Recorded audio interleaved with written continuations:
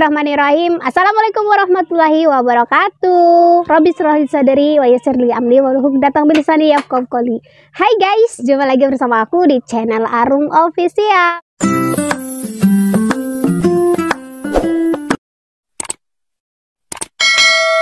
Guys, kali ini aku mau sharing tentang penyebab warung sembako bangkrut. Di sini aku udah rangkumin beberapa hal dari pengalaman yang terjadi sama aku. Oke guys, seperti yang kalian tahu pernah aku bahas, aku singgung di video sebelumnya. Kalau aku ini warungan udah yang ketiga kalinya. Yang pertama ya itu aku bangkrut gulung tikar. Yang kedua juga bangkrut. Yang ketiga insya Allah ya guys ya.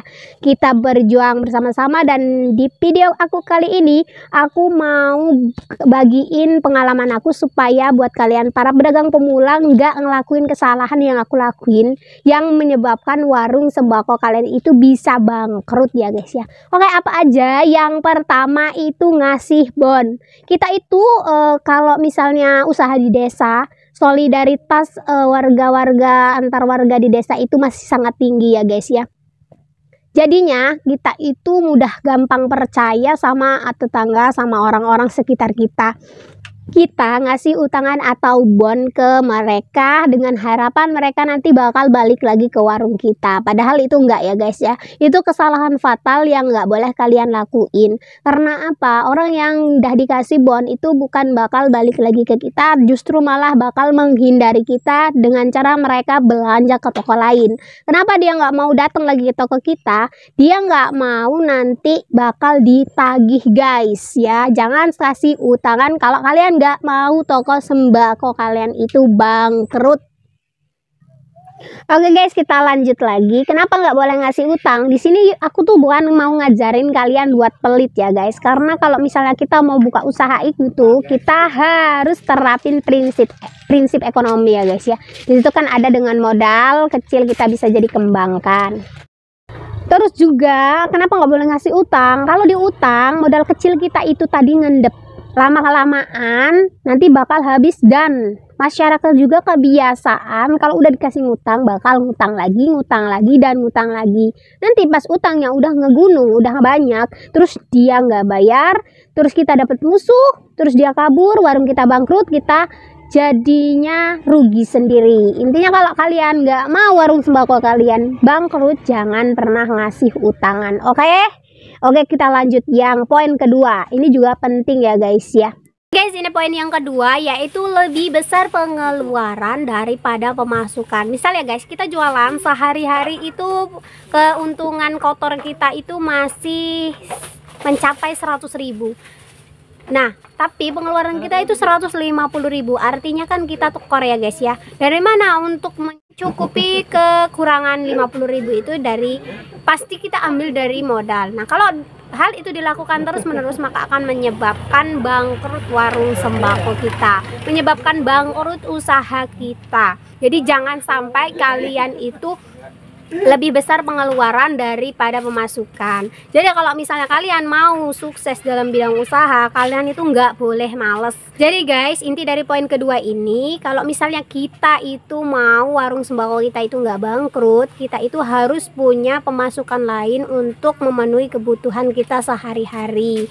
Jadi jangan cuman mau ngandelin warung terus dari pagi sampai sore itu buat keperluan makan dan lain-lainnya, ngambilin duitnya warung terus. Jadi nggak bakal maju warungnya juga.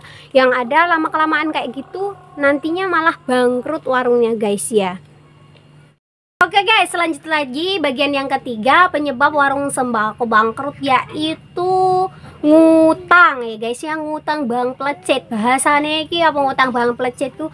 Bang emok harian, bang mingguan, itu loh guys yang bikin warung sembako kita bangkrut. Kenapa kok bikin warung sembako kita bangkrut? Padahal dia kan ngasih modal toh ya, utangan itu ngutangin kita buat modal usaha.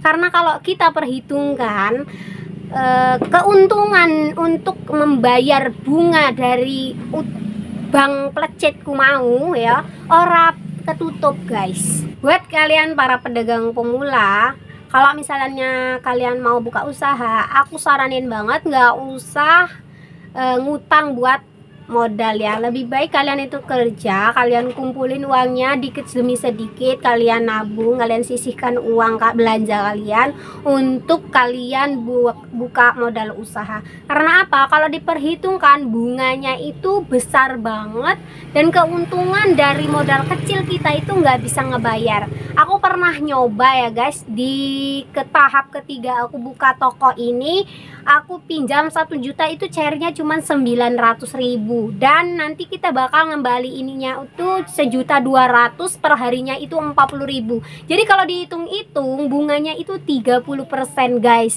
Nah, apakah kira-kira dengan cara itu kita bisa sanggup ngebayarnya? Yang ada malah bikin warung sembako kita itu bangkrut. Modal kita kepake, keuntungan kita cuman buat ngasih orang itu aja. Jadi jangan mau diiming-imingi modal bang pelecit ya guys. Bahasaku aku ngomongin bang pelecit ya apa? Karena neken gitu guys. Sehari-hari itu neken. Sehari-hari itu harus ada gitu. Jadi malah bikin pusing kepala sendiri. Tiap hari itu dia tuh nagihin kita terus. Keuntungan kita jualan itu buat ngasih orang aja, bukan buat kita kembangin warung atau kebutuhan kita pribadi gitu. Jadi lebih baik jangan minjem bank emok ya, jangan. Oke, yang selanjutnya ini yang nomor 4 ya guys. Hal yang menyebabkan warung sembako pasti bangkrut yang keempat ini kebanyakan juga sering terjadi, yaitu gaya hidup yang berlebihan. Namanya juga kita lagi merintis, warungnya dari modal kecil itu baru mau jalan, kita banyak gaya. Sebenarnya hidup itu mudah dan murah ya guys ya. Yang mahal itu gaya hidup. Jadi nek arep usahane ki malaku, maju, stabil, tenang-tenang wae. Nek urip ki ojo kakean karep, ojo sok-sokan. Jadi nengok tetangganya mau beli mesin cuci, pengen juga beli mesin cuci, padahal kita nggak punya anggaran buat ngebayar. Yang ada alhasil kita ngeredit dan bikin pusing kepala untuk membayar cicilan per bulannya.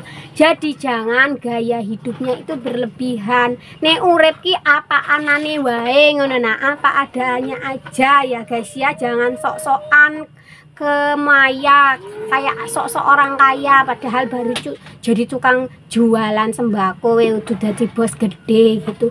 Kalau bisa itu kendalikan nafsunya, jangan kita beli apa yang kita ingin, tapi belilah apa yang kita butuhin ya guys ya. Kalau seandainya yo wis mesin cuci urung terlalu penting, rasah ditukun nyuci wae lah nganggo tangan yo resik juga. Sing penting jangan mekut-mekut. Orang kan ya mungkin bisa bayar, dia mampu, dia punya rezeki ya. Kita kalau punya aja beli cash gitu aja langsung. Kalau enggak ya nggak usah ngeredit, aku saranin ya. Kalau kalian masih lakuin kesalahan ini, kalian barunya itu bakal bangkrut guys. Oke guys, itu tadi 4 poin penting yang harus kalian hindari, jangan sampai kalian lakukan. Karena kalau sampai itu terjadi bakal bikin warung sembako kalian itu bener-bener bangkrut gulung tikar.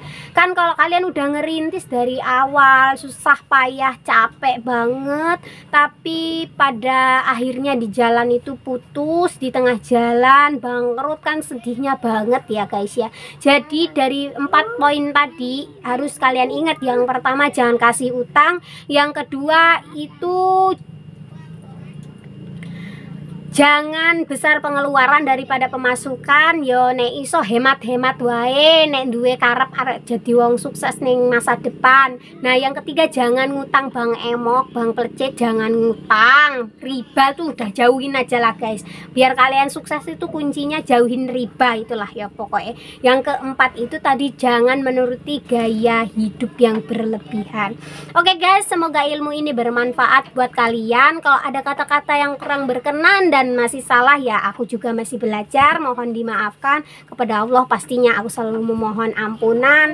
Semoga ilmu ini kalau kalian terapin, warung sembako kalian makin sukses dan berkembang. Sampai jumpa lagi di video selanjutnya. Jangan lupa subscribe, like, komen, dan share video aku supaya aku semakin semangat buat konten. Goodbye. Assalamualaikum warahmatullahi wabarakatuh.